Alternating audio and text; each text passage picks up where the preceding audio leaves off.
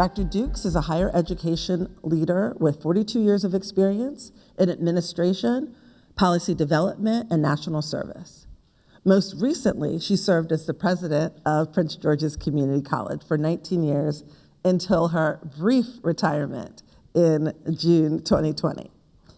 During that period, Dr. Dukes was a champion of student access and success, leading countless initiatives that improved student completion. And she has extensive experience in the community college sector nationally. We are so pleased to have her serving in this interim capacity at Montgomery College. Dr. Dukes.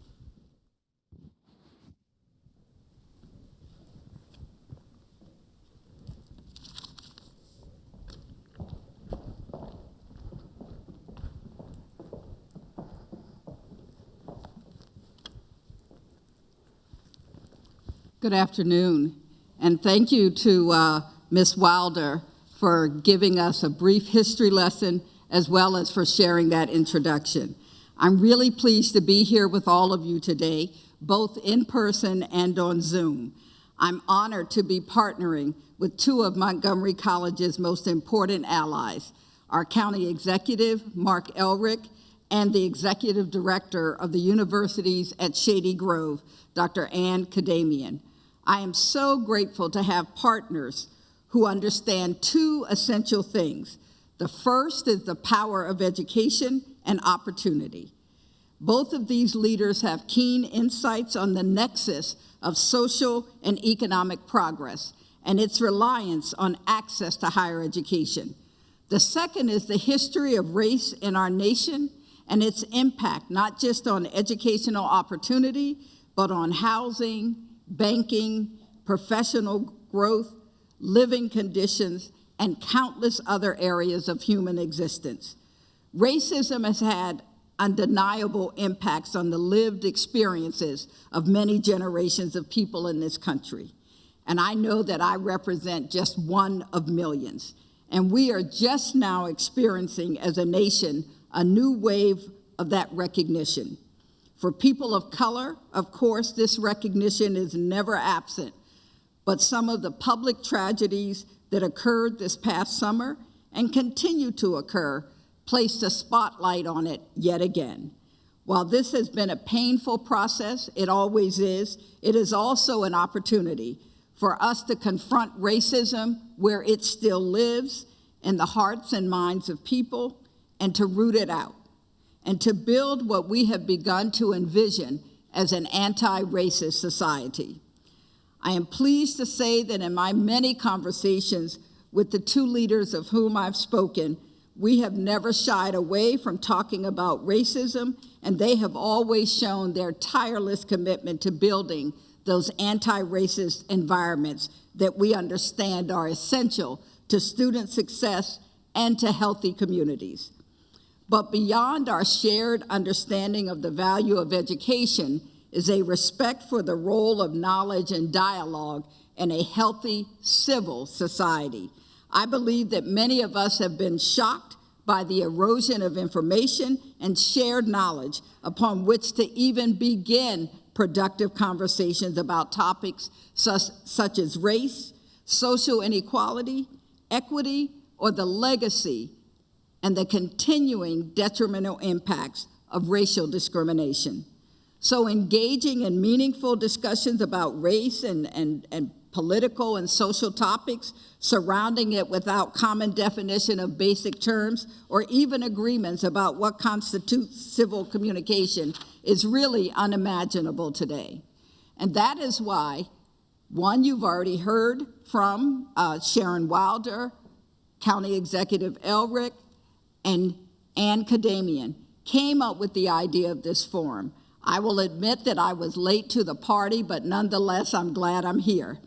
I seem to recall that for them, it was over a summer's evening when they were talking about the discontent and the malcontent of what was going on across our community and across our nation.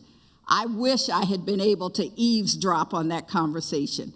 But the one thing we know is that we have to be the change that we want to see. And I think many of us here today want our community and our nation to restart some important dialogues about race, equity, and opportunity. So this firestorm around critical race theory in the media recently conveys what we don't want: misinformation and misunderstanding. And frankly, there's been a great deal of politicization of this term, which is reactive and does not advance true understanding. So I'm very much looking forward to this discussion. I'm glad that you have joined us, because today we should reclaim civil dialogue for at least an hour and model what can be done when well-informed, respectful citizens have civil conversations about race, history, and opportunity. And what I'd like to do in closing is introduce our next speaker. County Executive Mark Elrick was elected as the county executive on November 6, 2018. He had previously served 3 terms or 12 years on the Montgomery County Council as an at-large member, being first elected in 2006. He served as a council member on the Tacoma Park City Council from 1987 to 2006.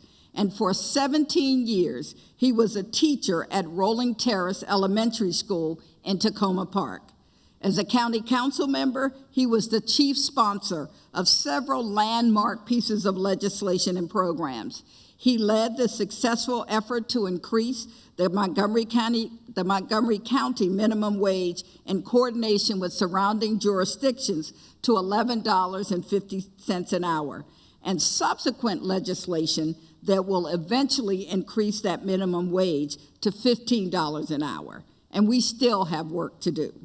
He was the first elected official to propose building a bus rapid transit, what you all may know as the BRT system, throughout the county to address the transportation and environmental conditions.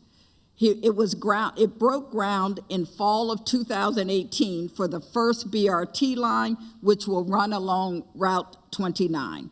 So throughout his political career, County Executive Elrick has been a champion of improving tenants' rights and making developers pay for a greater share of the infrastructure costs to build schools and transportation solutions.